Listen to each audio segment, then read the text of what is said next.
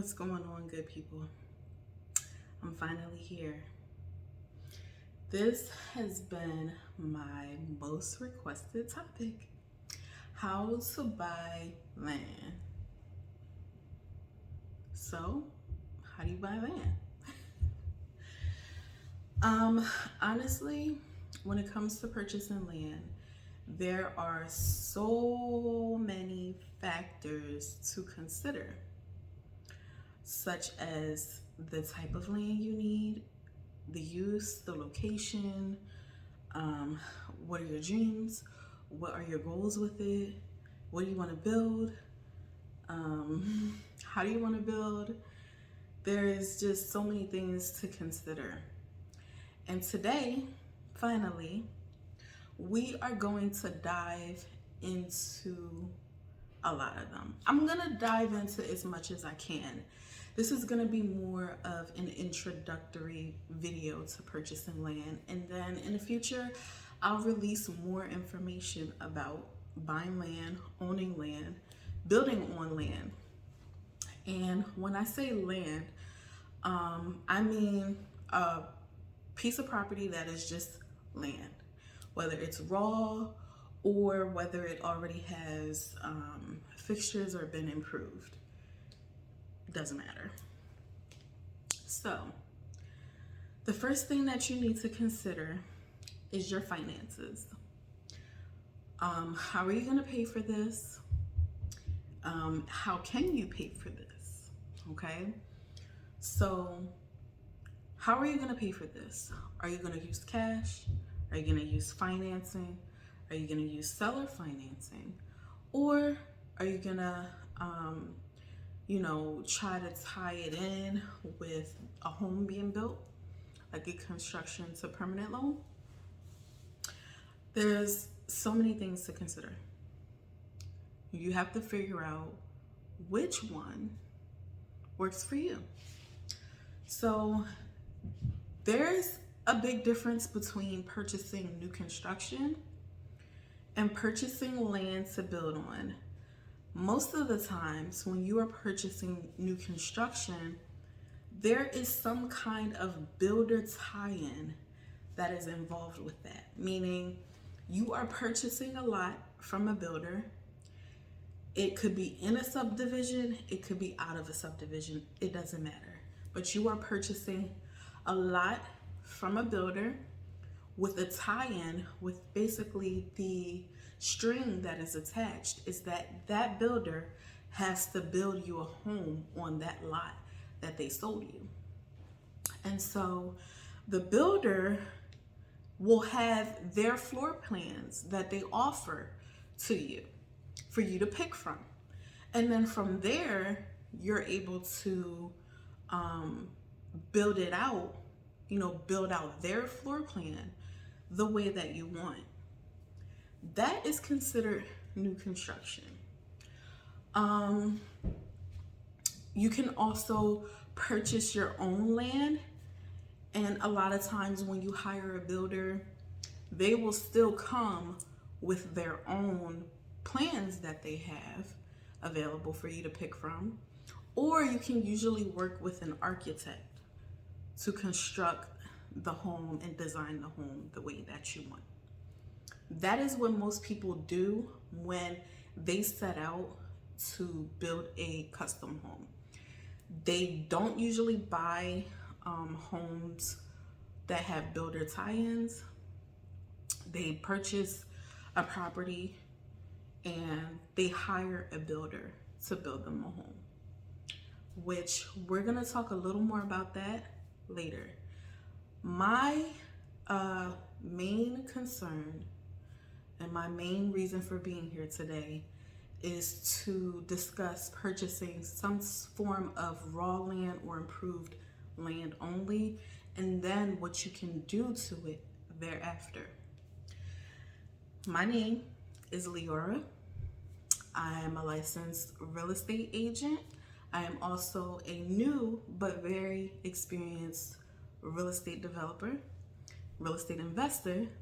I'm also a tax accountant, and a lot of what I do, whether it's real estate or and accounting, they all kind of work with each other because you have financial implications when you're doing things like this. And I mostly work with other real estate investors and real estate professionals in my tax and accounting business. So on this channel, you will see a lot of those sorts of things: tax, accounting, financial, business ownership, owning land, whatever it is. I'm Leora Israel, CEO. Okay, so you made up your mind. You've been seeing that everyone is purchasing land. I myself and my husband and my family, we purchased our own 50 acres of land, and we are building our dream forever homestead on our land. And that land will hopefully be in our family until Christ returns. Those are just kind of the provisions and the deed restrictions that we have set. So we'll see what happens. But anyway, we are building our dream homestead, and I am very unconventional when it comes to what I am personally doing on my homestead. When you are looking for land, you're going to want to consider first what you even want to do with it. I know the idea of, having a huge lot, huge yard, and a garden, and, animals and things like that is really appealing, and it's goals, right? But is it realistic for you? Who's going to maintain that property? Are you going to do it? Is this something that you're going to only hold on for a few years and then sell it later? Are you going to stay there forever? My intentions with, me and my husband's intentions with our 50 acres is that we're going to be there forever for the rest of our lives. So, and we have a lot of kids, a lot.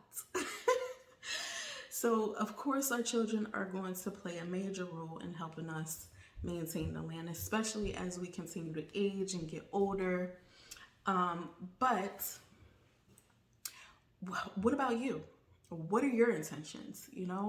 Maybe having acres upon acres doesn't really fit your character and your personality, right? Because maintaining land is a big deal. It's a big deal. It's a lot of work. It's a lot of sweat equity. Or it's going to cost you a lot of money if you hire other professionals to do it for you, right? So these are some things that you really have to consider. Another thing is, how much land do you need or want? Depending on where your goals are. So a lot of times, if you are looking to homestead, depending on what kind of animals you want to have, you need to look at the county's regulations on keeping those animals. And a lot of counties all over the country, you have to have at least an acre, right? And then you can only have a certain amount of animals or kind of animals on that acre. The most popular is like having chickens. With chickens or fowl, you need at least an acre. And a lot of times, depending on the zoning codes in the area and so forth, you can't have a rooster. So there is no keeping your operation really going. You know what I mean? So these are major things to consider. Now, if you're in a county or in some kind of unrestricted, unincorporated area, like I am in an unrestricted, unincorporated area, which we intentionally looked for because we don't want any rules. We don't want any regulations. We want to be able to build what we want, to do what we want, to have, as many animals as we can take care of, whatever. So when you are in areas that are unincorporated and unrestricted, you are allowed that freedom to do that. But if you're in an area that has regulations and building codes and they are incorporated, you're not going to have that liberty. You're going to have to abide by the rules and the zoning codes and the ordinances of that county. That is something so important to keep in mind, okay? The other thing is you want to kind of figure out, then all of these things should be done before you even get the land. You want to figure out like what your real physical capabilities are, right? Or financial. Because when you get land, whether it's raw or improved, the difference is raw land means it has no improvements. There's no well, there's no septic, no water, electricity, or anything on the land. It's just raw. You know, it could be wooded, it could be flat, it could be grassy, whatever, rolling hills.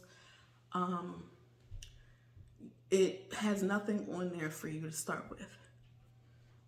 Whereas improved land does. You may have a septic and a well. You may have access to public water, access to electricity,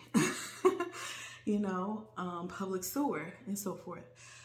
So those are going to be some improvements that may come with the property if it's been improved.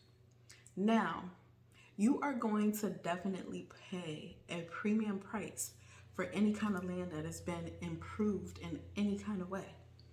Improvements can also include them clearing out the land, getting the trees out of the way and opening up spots for you to build on. That also counts as an improvement.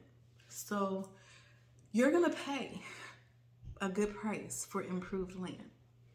My personal favorite and what I encourage clients to do is to go for raw land. Why? Because you are the one that's doing everything. You are the one that's calling all the shots. You're the one that gets to say whether you want to have sewer, public water, or private sewer and private water, meaning a septic and a well system. You're the one that gets to say whether you want to connect to public electricity or you want to go solar or hydro or windmill for power. You have options, right? And even if you get improved land, you can still do those other things, but you're going to have to disconnect from what's already there. The other important thing about raw land as well is that when you are looking into doing your own improvements, sometimes your land may be located in a place that doesn't have access to any public utilities. So you will have to have private utilities. You have to ask yourself, is that something that you want? The answer should absolutely be yes, right? Because I don't know about you, but the reason I wanted to buy land was to, number one, get out of the rat race. I wanted to buy land to own outright, to not have to worry about paying any bills, the bare minimum. So we have our own septic, well, going solar, windmill, whatever power sources we decide to do outside of public electricity. We, when you own those things yourself, it saves you so much money. Like in the city, in the suburbs, our water bill could be like anywhere from like $50 a month to like $150 a month. That's such a huge gap. And it's never consistent, right? Because it's based on your usage. Now, while usage is very important to watch and stay on top of, especially in plight of, everything that's going on with like water shortages and so forth, depends where you are, But owning your water and being able to use as much or as little as you want is like a no-brainer, at least for me, right? At least for me. Then you have the option of doing rain catchment systems. In so many areas in the United States, rain catchment is actually illegal, right? Water falls freely from the sky for you to drink, to feed the earth, to feed the animals, to water gardens.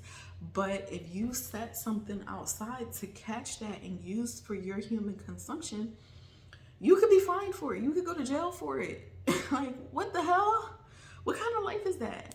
But then in other areas, like in unrestricted, unincorporated areas, right, you can have those rainwater catchment systems. And don't get me wrong, some counties do still allow it, but in a lot of places in the US, it is illegal. So yeah, like, you definitely want to think about all of these things. And hopefully I'm not just like jumping around too fast. I'm trying to go in order, but it's just like one thing goes with the next, and it's just like so crazy. So these are so many things you have to think about that all also play into your budget as well, right? You need to have a build list and really price all of these things out as far as like how much it is going to cost you. Now, me personally, like I said, I am a real estate professional, and I am also a tax accountant with access to other real estate professionals and construction people. And so my network is huge.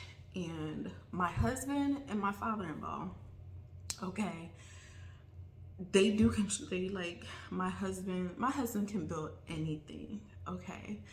And my father-in-law too. And my father-in-law is a dirt worker, so he knows how to maneuver the land. He operates heavy equipment. So does my husband. So I have that where I don't really have to worry about that too much. But for you, that is definitely going to be a cost factor for you to consider. The other thing is, with buying raw land, right? You're going to definitely want to consider how you're going to build. Now, so even when you have improved land or you buy lots with builder tie-ins, the builder may offer you some options. Like, some builders do modular homes, which are excellent. I was gonna originally build a modular home. Modular homes are excellent, okay? They are cheaper than stick-built traditional homes. And it depends, but for instance, like a traditional stick-built home could run you anywhere from like 260 to 280, 1,600 square feet. It's probably a little more than that now because the numbers that I'm thinking about are like 2020 numbers. But for 1,600 square feet modular, it was like 162, right? And that's like just with the basics. That's not all the fancy, options and, interior things. So builders can offer options as well. Some of them may do traditional stick-built homes, and some of them may offer modular. Those are really the main two that builders are offering, because that's pretty much like what insurances and mortgage companies will finance and cover. Now, some parts of the country, though, you do find some builders doing some interesting things with some natural building techniques. We're talking about rammed earth homes, earth bag homes, straw bale homes, different things like that. And they are able to get them financed through mortgage companies, but they have to be built to code. Now, that's the catch. Now, obviously, any home you live in, you're gonna want it to be built to code, because I'm actually doing a natural home technique myself, building a natural home, which is considerably cheaper than what a modular or a stick build will cost. But we're still building it to code, even though we don't have to, because remember, we're in an unincorporated area, right? So we're still building it to code because we want it to last forever. We want to make sure that it's done right. And this home is going to house like all of our precious cargo, like our children, you know? So we want to make sure that it really, you know, stays up for them. And that's important. And that's another thing that you guys need to think about. The other thing is the other options you have for building or putting a home on land is manufactured homes, which are considerably lower than modular and stick builds, right? The problem that people have with manufactured homes is there's a huge misconception that it's just not a real house, or it's like they're known as mobile homes because you can move them, but not if you put it on a permanent foundation. If you put it on a permanent foundation, you cannot move it. It's not going to be easy to move. You know, and they've really come a long way with the way that they design and build these mobile manufactured homes. So you can have a really, really nice one. And, you know, as I was saying, you can have a really, really, really nice manufactured home. I see them all the time, and they are gorgeous, right? The option after a manufactured home would be a shed to house, right? You've been hearing about these tiny homes and different things like that. And tiny homes could be stick built, they could be modular, they could be box homes, like all kind of things you can do for the tiny house thing. But you can also do a shed to house, and it doesn't have to be tiny either. I've seen some pretty large shed houses in my journey throughout this whole dealing with land and building and things like that. So you could do a shed to house, which is essentially where you would go to a builder or a manufacturer or a lot where they sell sheds, right? Or garages or metal buildings. Big boom with the barn doors, which was another concept we were thinking about building as well, but then the price. So yeah, you could do the shed where you would buy a certain size. You know, it could be like a 32 by 32, it could be a 14 by 28 or whatever, you know what I mean? A lot of times it's about the same square footage as a smaller house, maybe up to like 1,500 square feet, or an apartment that's like 6, 7, 8, 900 square feet, which if you're living in a 3-bedroom, 900, 1,100 square feet apartment, that's something that might work for you, right? So there's so many different options and things to choose from. And you just really need to figure out where your budget falls, right? And how can you get this stuff done? Now let's talk about financing for land. Yes, you can find some lenders, okay, that will finance just the land. Usually they're going to be only local to where you're purchasing the land. It's not going to be some nationwide lender or anything like that. The approval, usually you still have to put 20% down. I've never seen anything less than 20% with these lenders, but 20% down. But if you're buying land for like $100K, that's $20,000. You're still gonna have closing costs, title fees, all sorts of things like that. So you still have to consider those costs as well, in addition to your down payment.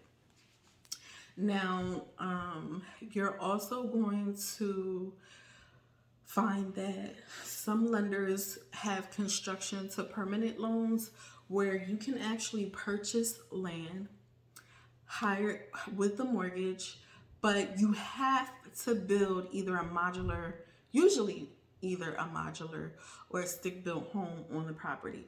So you have to also find the builder, get with the architect, draw up plans, submit the plans to the lender. That all goes into your approval for that process. Now let's switch for a second and talk about this. When you are buying new construction, that is the same process that you have to go through with finding, going to whether it's a development that you want to go to or whether it's a lot with a builder tie-in. You still have to go through the same process. It's a construction to permanent loan. So at first, the lender will cover all construction stuff, right? And then you can, at the end, when everything is all built out the way you want it, you will have a permanent mortgage. Now, while you're going through, and this differs, okay? So when you have your own private land and you're building on it, you've hired the builder, you actually have to make interest-only payments the whole entire time while you're building. When you are working with a builder tie-in or new construction, you don't actually own that property until the very end when everything is already built out. And, you do your walkthrough and your blue tape and all of that. And you sign those papers and now you own that house. And now it becomes a permanent mortgage for you. So, and I think I might, okay, so it's a little different actually from when you're working with a builder or builder tie-in than when you're doing a construction to perm. So, because I have so many new construction clients right now and it's crazy. And some of them, they don't have to submit, like basically they get the mortgage, they get their pre-approval like you would normally do. They have a down payment that they may have to pay directly to the builder. A lot of times it's like 10%, even if the lender says that their down payment is only like 5% or 3.5%, right? Because you can still do FHA this way as well with the new construction. So, so the only difference is you may have like a big initial payment, but then the lender will credit a lot of that money that you already paid to your closing costs or give it back to you because you only had to put down 3.5%. So yeah, that's how that works. Same thing with the builder tie-in. It's like you don't actually own it until construction is done. Now, in my opinion, when it comes to new construction, okay, you've probably been hearing this in news and seeing different articles and so forth, how a builder canceled a contract and then sold it to someone else for more money or whatever. Well, that's why I tend to favor more of like the builder tie-in option when like it's not necessarily in a development, or not even the builder tie-in, but like when you actually purchase the land yourself, like no builder tie-in at all. Purchase the land yourself and then you hire the builder to build what you want. But like I said, during that time frame, you're making interest-only monthly payments. So that's the option I like better because you don't have to worry about a builder saying, you know what, I'm going to cancel this contract for convenience to me because I can actually sell this property more to someone else now because the market has appreciated. You don't have to worry about that.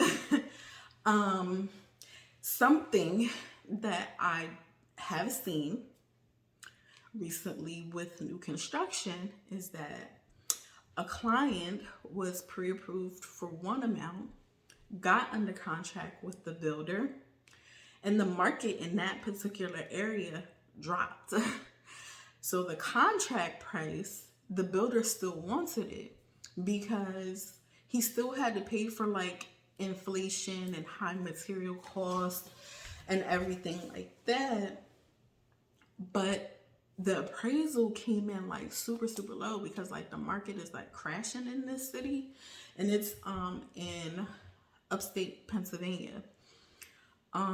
So we're in a situation now, which is interesting to me because I've never dealt with it before, but of course, you know, with everything that I do, I navigate in, navigate in as best as I can. So we'll see what happens, but that original purchase price is no longer valid according to the appraisal. So it's an issue. So I'm bringing that up because that can happen to anybody. That can happen to you. That can happen like to anybody when you're working with a builder in a community or a builder tie-in. When you are doing the construction of permanent loan, like when you own the lot, you bought the lot, and then you're just hiring your builder, you don't have to worry about that because the builder does not own, like the builder doesn't own the property. You do. You already own it. And so you don't really run into those problems, but the problems that I have seen is where like materials may cost more and then labor may cost a little more. So those are like some things that may fluctuate and go up in price and sometimes even come down in price. You'll be surprised. But either way, let's switch back over. When you own raw land, you also have to figure out who is going to build this house for you, who's going to deliver this house for you, like what is going to happen. Now, with traditional built homes, if you're gonna do financing, okay, like I said, you would have to either do a construction to permanent loan, or you will have to buy the land yourself outright. Okay, no financing, because then if you're trying to finance the construction of a home, they make it harder for you. So you buy the land outright, and then you can use that land as a down payment for the construction of the house.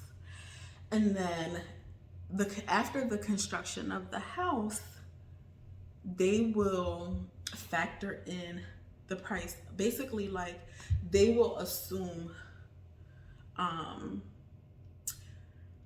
they will basically like tie in the value of the land with the house, and you pay mortgage on all of it, if that makes sense. I hope I'm explaining that in a way that helps you understand. I understand it in my head, but I'm trying to communicate it. So that's what they would do in that case. Now, there's other options. If you want to do modular or manufactured, there's two ways to go about it for each. You can either do a loan that is comparable to an auto loan, okay? Issue there is the price of the house may be a lot cheaper, whether it's modular or manufactured. It may be a lot cheaper. But the interest rate is going to be sky high, just like a car note, right? But it's going to also depend on your credit. However, it's actually easier to qualify for one of those type of loans versus a mortgage. See? The reason why, and I know this because I went through it. You could have a lower credit score, right? Let's say a 520. And because we know sometimes people have lower credit scores, not because it's bad, but just because they lack credit.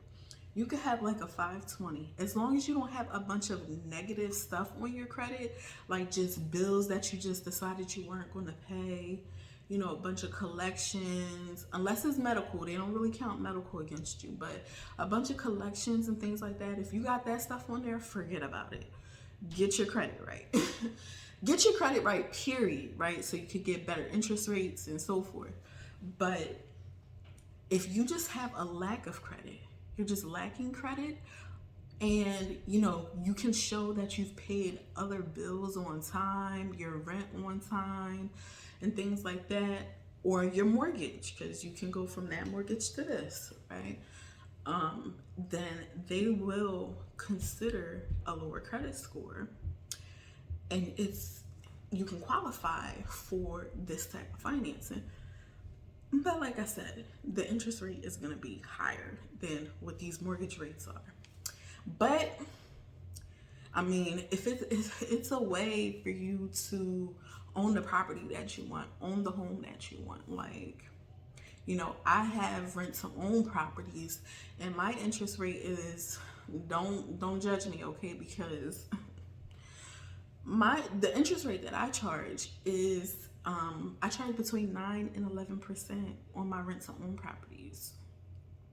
But you know, people have situations where maybe they don't like credit. You know, they don't want a whole bunch of debt. They don't want to have to worry about extra credit cards and car payments and different things like that. But they got money and they have stable jobs. So they want to own a home. And so that's an option for them. Just like the financing that I'm talking about to you is another option for getting onto some land. So you can do it with modular homes, right? It's like an auto loan type of financing. You can also do it with the manufactured homes. You can also have regular mortgages on the manufactured homes, as long as the house is going to be on a permanent foundation. You can get a mortgage for it, a regular mortgage, and it could be FHA. It could be USDA, VA, and conventional. It can. And USDA is nice because if you're moving to an unincorporated area, 9 times out of 10, it is going to be in the country. That's where I am. I'm in the country. And so that will usually qualify you for a USDA loan where you don't have to put a down payment down. Right? No down payment. If you're gonna do what I said as far as, you know, using the land as a down payment, in that case, what they would do is actually make you put a mortgage with the house and the land on the land. So it's not like you will own the land outright anymore and then own the house. No, it doesn't work like that. You have to do both. So the other option is to, you know, just pay for everything yourself. That's what I'm doing. I'm not using any mortgages, any financing, any loans, anything. The only thing we're using is the Lowe's and Home Depot cards because they're like 0% interest for like 18 months or whatever, and they have high limits on them, but that's about it. My plan for my family and my household is to be debt-free, as debt-free as possible. If I want to sleep in all day, like for the last couple months, you know, I've been missing for the last couple months. I've been sick, dealing with some very serious health issues. And I haven't been able to really work. I haven't been able to help my husband, you know, the way that I normally would. So, you know, in situations like that, that can put you far behind, which it did. It put us behind because, you know, I was spending all my money on the land. So yeah, we are using every dollar that we get and putting it to our land because, like I said, we want to own it outright. We don't want to have to worry about anything. And please don't come on this video talking about, well, what about lawsuits? And we still have homeowners insurance. It's very, very cheap though. Very cheap. So we still have homeowners insurance, right? We're still gonna have our car insurance. We're still gonna have one car payment. You know, we're still gonna have some of our internet, phone bill, but to not have to stress about a mortgage. Oh, you know, if I don't pay within 120 days, I'm going into foreclosure. Like, oh, you know, if I don't pay the electric bill by the grace period is gonna get cut off, or the water bill or whatever. Like, at least those bills are out of our hair. Like, we don't gotta worry about them. So that's what it's about for me.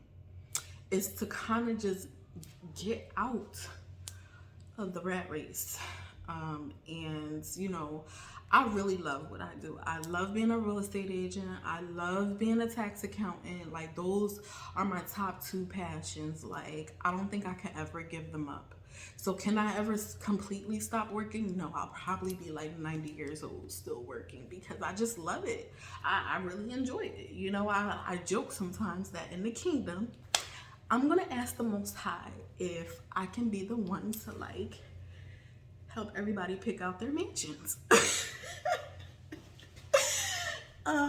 But no, seriously though, like I just really like it, you know, I love it. And so I'm not gonna let it go, but my family is like my number one priority. Like, you know, I love being at home. Like, I'm so blessed and so privileged to literally have my children and my husband with me 24/7. Like, we're always together. Like, he works from home, I work from home, you know, we're in bed cuddling, taking calls on the computer.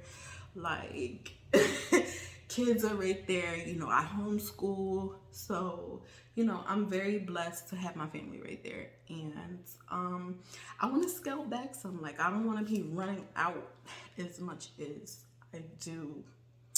And even though I take my kids and my husband with me when I like go on showings and stuff like that, like, we're gonna have animals and stuff now, so like it's gonna be different. And I don't want to run out as much. Like, I want to spend more time on my farm, and you know, that's what it's about for me. I don't know about you.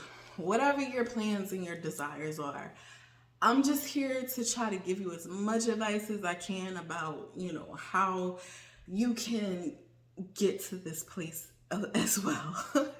You know, I'm gonna share as much as I can, as best I can. Hopefully in this video I answered enough questions to get you thinking and get you started.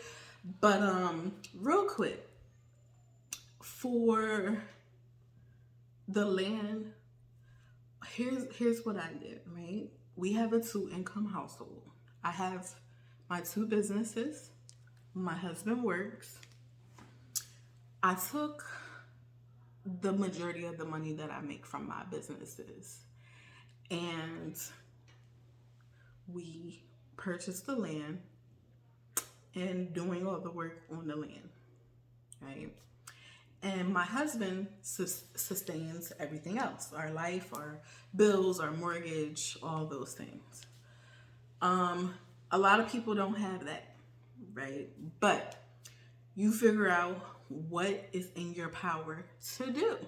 What is it? What can you do? Like, how can you get there? You got to figure it out. Most recently, I have a client. She has about $100 and something thousand in a 401k. She said, I'm ready to move anywhere. We are like, I'm ready to move anywhere. I want to do it too. I want the garden. I want to retire. She's not old either. She's young, about my age. I want to retire. I'm tired of working. I've been working since I was 12. I get it. I've been working since I was 10. And I'm in my 30s. But yeah, no, like, she, you know, has some money in a 401k. And the reason why I'm not really posting my clients like that anymore is because a lot of the clients that I've been working with lately, go me, are really high net worth individuals, and kind of like me and my husband, like, we're being like super private about like where we're moving, what we're doing, and things like that. Like, I'm sharing a little bit, but like just enough. But a lot of the people that I've been working with lately are very high net worth individuals. They're not flashy, and I have to respect their privacy. And I actually pitch privacy, right? Because remaining private with some things, especially where your wealth is concerned, Listen, it's priceless. I'm gonna just say that. It's priceless. Okay? That's for another video. But yeah, so like I get permission to share their stories, but there's no naming names and anything like that. Now, if they give me permission to, take pictures and, put them out there and things like that, then I will. And you guys can see who they are and connect with them and ask them questions too. But I like the people that I've been working with, they're like really high net worth individuals, and they're kind of doing things that they just want to keep private, especially with like a recession coming. Like they don't want everybody to know what they got going on, and I don't blame them because I don't either. So yeah, she has this money, she's still working, she's still gonna continue to work for like the next 5 years or whatever, but then she wants to be done, right? On the flip side, I'm like, okay, you want to move anywhere? Like, don't play, because I'll put you anywhere. I can help you move to any state within the United States and even international, right? Got my client to hook up in Ecuador. So I actually have connects all around the country where I get access to land now that does not go on the MLS, and I can wholesale it as well. That's how I got my start in real estate, with wholesaling. So I wholesaled her 4.25 acres in North Carolina, where she wanted to be, close to family, close but far from family. So she's in the country area of North Carolina, not too far from a city, still close enough to a city to get there if she needs to, but far enough away for it to be country and peaceful and quiet and private. And so the 4.25 acres was only, with my fee, 19, a little over 19,000. So I'm gonna be honest with you. You're not gonna find a lot of land that's cheap anymore, because people have realized that people who own land realize now that, oh shit, we're in the housing crisis, we're in the seller's market, and they're not making any more land. I own land, so I can sell it at a premium, right? Here's another thing that I forgot to mention, you guys. You got to be careful what real estate agent you work with this, because I can't tell you how many real estate agents have shied people away from wanting to build. They tell them it's too complicated. They tell them it's not possible. They tell them that, their financial situation isn't strong enough. Do not let anybody tell you that, because let me tell you something. This is what I learned. When I first got into land sales, I've told this story before. Back in 2020 was the first time I ever sold land, okay? I had clients. We were looking for a house everywhere in Delaware. Couldn't find them anything, right? So they were like, you know what? We got money. We was going to put 20% down anyway. How about we take that and just go buy some land and build like one of the shed house conversion things? And I was like, oh, I've been seeing that on TV and stuff. That sounds like a great idea. And they was dead ass serious, and they wanted to do it. And they did. And I told them, I was like, I don't know anything about this. I'm like, I will help you. I will help you. I did not want to lose them as a client. I was like, I will help you, even if I have to, get another more experienced agent involved. But I will see to it that you get to your goals. Well, we did just that. And I did just that. I reached out to all the agents that were selling land in the area that they wanted to be in. Child. Whew. they didn't know a thing about what needed to be done for them to be able to build. They were just like, I just listed. That's it. I don't know anything. Like, you know, here's a site test or whatever. Like, that's as much. And I'm like, y'all are listing this. Like, how do you not know anything about this process or like what they need to do? Like, even the agents that were like helping builders like list properties in the MLS, like even they didn't know. So I was like, you know what? I'm gonna take a class. I went to the National Association of Realtors and I took several courses, and I also got certified from the National Builders Association. And that is what qualifies me as a new construction and residential construction specialist, right? I'm certified. And I took that knowledge and I ran with it and I applied it to my own life. Okay. A lot of real estate agents don't know. Like, you can love them, they fancy, you know, they be closing and dealing and da da da da da, but they don't know. Like, even some of them that are investors themselves, they don't know. So you cannot just use any real estate agent. Very important to know. But yeah, you need to figure out how you're gonna finance. My client took money from her 401k. She paid for the land, okay? The improvements and everything else that she is doing, she's going to cover over time, okay? Her goal is to be living on that land by the end of 2023. And it can happen. And I'm going to continue to consult with her throughout and help manage her project throughout the whole entire process. That is an additional fee. That is not just something that just goes along, you know, because there's no commission involved in something like this, right? So it is an additional fee, but she has the expertise, the help and support that she needs to go through the process. And we've been able to do a lot of things on a budget. And not only this, just that.